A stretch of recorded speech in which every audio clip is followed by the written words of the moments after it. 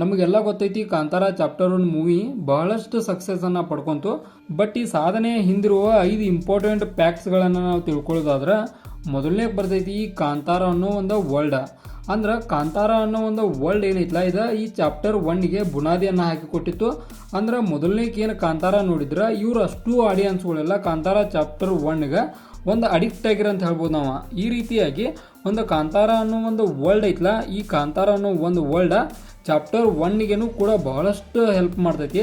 ಅಂದ್ರೆ ಮೊದಲನೇಕ್ಕೆ ಏನು ಕಾಂತಾರ ಮೂವಿ ತೆಗೆದಿರಲ್ಲ ಆ ಮೂವಿ ಒಳಗೆ ರಿಷಬ್ ಶೆಟ್ಟಿ ಅವ್ರ ಆ್ಯಕ್ಟಿಂಗ್ ಆಗಲಿ ಎಲ್ಲ ಟಾಪ್ ಕ್ಲಾಸ್ ಇತ್ತು.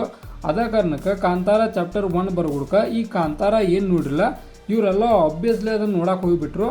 ಆ ರೀತಿ ಒಳಗೆ ಇಲ್ಲೇ ಒಂದು ಚಾಪ್ಟರ್ 1ಗೆ ಬಹಳಷ್ಟು ಅನುಕೂಲ ಕೊಡ್ತು. ಮೊದಲನೇ ಫ್ಯಾಕ್ಟ್ ಏನ ಕಾಂತಾರ ಅನ್ನೋ ಒಂದು ವರ್ಲ್ಡ್.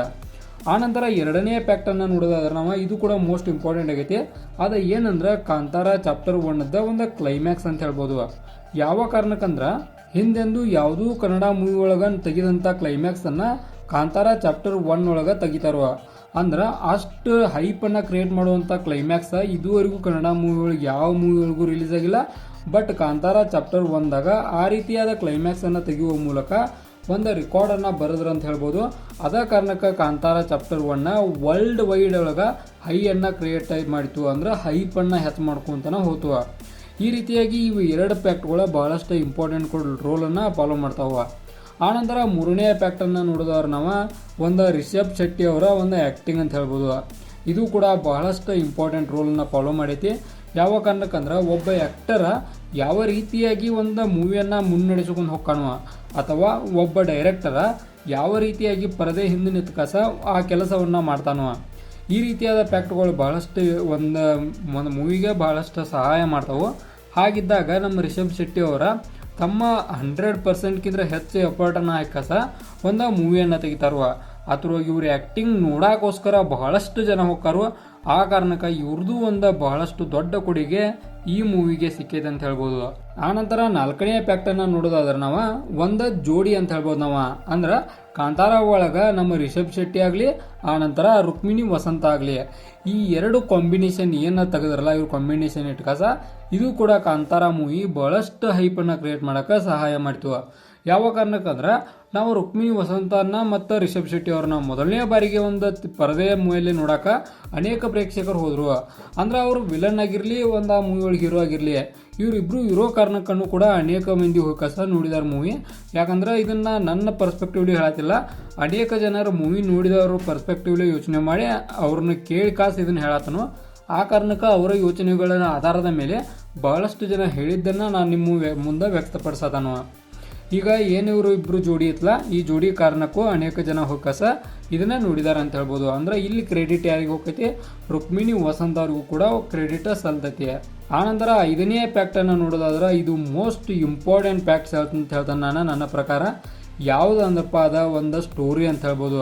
ಅಂದ್ರೆ ಕಾಂತಾರ ಚಾಪ್ಟರ್ 1ದ 1ನೇ ಅಂತ ಹಿಡಿದ for the end of the ಒಂದು ಏನು ಮೂವಿ ಐತಲ್ಲ ಅಲ್ಲಿ ಮಟನೂ ಒಂದು ಹೈಪ್ಡ್ ಸ್ಟೋರಿ ಅಂತ ಹೇಳ್ಬೋದು ನಾವು. ಎಲ್ಲಿ ಕೂಡ ಆಡಿಯನ್ಸನ್ನು ಬಿಟ್ಕೊಡ್ಲಿಲ್ಲ.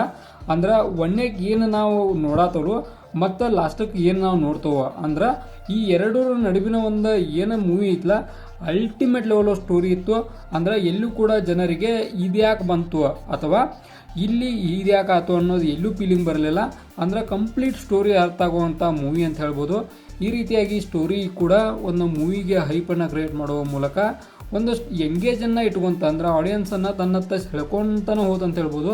ಈ 5 ಫ್ಯಾಕ್ಟ್ಗಳಿಂದ ಕಾರಣ ಒಂದು ಕಾಂತಾರ ಇಷ್ಟು ಲೆವೆಲ್ ಹೈಪನ್ನು ಕ್ರಿಯೇಟ್ ಮಾಡಿ ಇಷ್ಟು ಮಟ್ಟಿಗೆ ಪ್ರಾಫಿಟನ್ನು ಸಂಪಾದನೆ ಮಾಡಿತು. ಇದ್ರೊಳಗ ಭಾಳಷ್ಟು ಕ್ರೆಡಿಟ್ಸ್ ಅಲ್ಲೋದು ಯಾರಿಗಪ್ಪ ಅಂದ್ರೆ ರಿಷಬ್ ಶೆಟ್ಟಿ ಅವರಿಗೆ ನಮ್ಮ ಕಡೆಯಿಂದ ಒಂದು ಹ್ಯಾಟ್ಸ್ ಆಫನ್ನು ಹೇಳಲೇಬೇಕು. ಯಾವ ಕಾರಣಕ್ಕಂದ್ರೆ ಪರದೆಯ ಹಿಂದೂ ಕೂಡ ಆನಂತರ ಪರದೆಯ ಮುಂದೆ ಕೂಡ ಅಂದ್ರೆ ಕ್ಯಾಮ್ರಾ ಹಿಂದೂ ಕೂಡ ಕ್ಯಾಮ್ರಾ ಮುಂದೆ ಕೂಡ ನಿತ್ತು ಮಾಡೋದು ಅಷ್ಟು ಸಲೀಸಾದ ಕೆಲಸ ಅಲ್ಲ.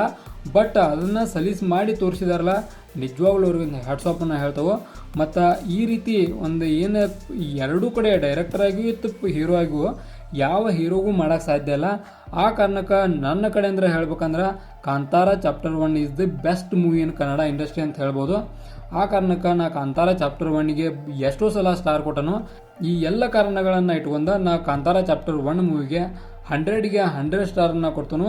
ಕಾರಣ ಈ ರೀತಿಯಾದ ಮೂವಿನ ಕನ್ನಡ ಇಂಡಸ್ಟ್ರಿ ನೋಡಿಲ್ಲ, ಮುಂದೆ ನೋಡೋದು ಇಲ್ಲ, ಹಿಂದೆ ನೋಡ್ತಾನೋ ಗೊತ್ತಿಲ್ಲ. ಬಟ್ ನೋಡೋದಾದರೂ ನಾವು ರಿಷಬ್ ಶೆಟ್ಟಿ ಮೂವಿ ಒಳಗೆ ನೋಡ್ಬೇಕಿದನ್ನು ಹೊರತು ಬೇರೆ ಯಾರೋ ಮೂವಿ ಒಳಗೆ ನೋಡೋಕೆ ಸಾಧ್ಯ ಇಲ್ಲ ಅಂತೇಳಿ ಒಂದು ಹೆಮ್ಮೆ ಅಂದ್ರೆ ಹೇಳ್ತಾನೆ ನಾನು. ಕಾರಣ ಆ ರೀತಿ ಮೂವಿ ಐತಿದ.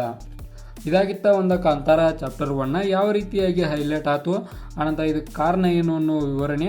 ಇದೇ ಥರ ನಿಮ್ಗೆ ಇನ್ಫಾರ್ಮೇಟಿವ್ ವಿಡಿಯೋಗಳು ಬೇಕಾದ್ರೆ ಚಾನಲ್ ಸಬ್ಸ್ಕ್ರೈಬ್ ಮಾಡ್ಕೊರಿ. ವಿಡಿಯೋ ಇನ್ಫಾರ್ಮೇಟಿವ್ ಅವರ ಮಾತ್ರ ಒಂದು ಲೈಕ್ ಕೊಟ್ಟು ನಮ್ಗೆ ಸಪೋರ್ಟ್ ಮಾಡಿರಿ.